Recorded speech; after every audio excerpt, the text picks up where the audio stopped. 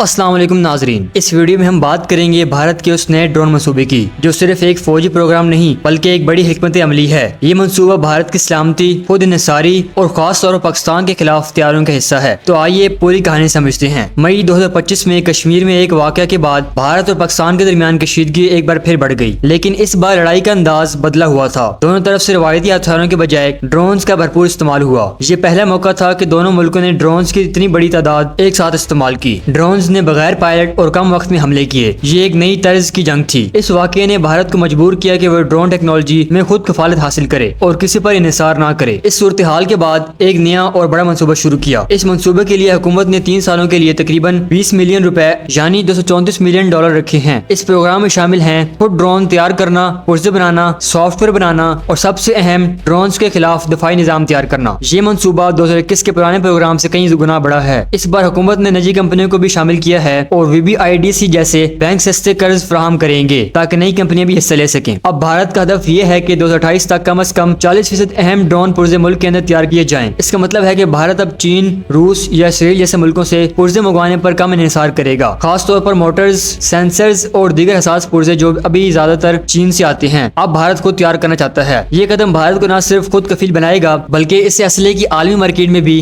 ایک مضبوط کھلاڑی بنائے گا۔ بھارتی فوج اور حکومت کا کہنا ہے کہ یہ منصوبہ انہیں شہریوں کو خطرے میں ڈالے بغیر دفاع کرنے کی صلاحیت دے گا۔ ڈرون سستے ہیں، چھوٹے ہیں اور بار بار استعمال کیے جا سکتے ہیں اور یہی ان کی سب سے بڑی طاقت ہے۔ بھارت اب ڈرون کو صرف نگرانی کے لیے نہیں بلکہ حملے اور دفاعی دونوں کے لیے استعمال کرے گا۔ لیکن ایک بڑی خامی ابھی بھی موجود ہے، بہت سے اہم پرزے ابھی بھی چین سے آتے ہیں۔ یہی بات آنے والے وقت میں بھارت کے لیے خطرہ بن سکتی ہے، خاص طور پر اگر چین سے تعلقات مزید خراب ہوتے ہیں۔ دوسری طرف پاکستان بھی خاموش نہیں بیٹھا۔ پاکستان نے چین اور ترکی کے ساتھ مل کر ڈرون ٹیکنالوجی پر کام تیز کر دیا ہے۔ اب ماہرین کا کہنا ہے کہ اگلے 2 سالوں میں دونوں ملک اس دوڑ میں پوری طاقت سے شامل ہوں گے۔ یہ صرف ٹیکنالوجی کی دوڑ نہیں بلکہ سفارتی، دفاعی اور معاشی طاقت کی دوڑ بھی ہے۔ تو ناظرین، بھارت نے مئی 2025 کے بعد ایک طاقتور ڈرون پروگرام کا آغاز کیا ہے۔ 3 سال میں $234 ملین کی سرمایہ کاری، 40% پرزے ملک میں تیار کرنے کا ہدف اور بڑی مالی امداد نئی کمپنیوں کے لیے۔ لیکن ساتھ ساتھ یہ خطرہ بھی ہے کہ چین جیسے ممالک پر انحصار ابھی مکمل ختم نہیں ہوا۔ پاکستان بھی اس دوڑ میں شریک ہے اور اگلے چند سالوں میں ہمیں بڑی تبدیلیاں دیکھنے کو مل سکتی ہیں۔ اب سوال یہ ہے کہ کیا بھارت کا یہ منصوبہ اسے پاکستان سے آگے نکال دے گا یا اسے خطے میں کشیدگی مزید بڑھے گی؟ اپنی رائے نیچے کمنٹ میں ضرور دیں۔ ملتے ہیں اگلی ویڈیو میں، تب تک کے لیے اللہ حافظ۔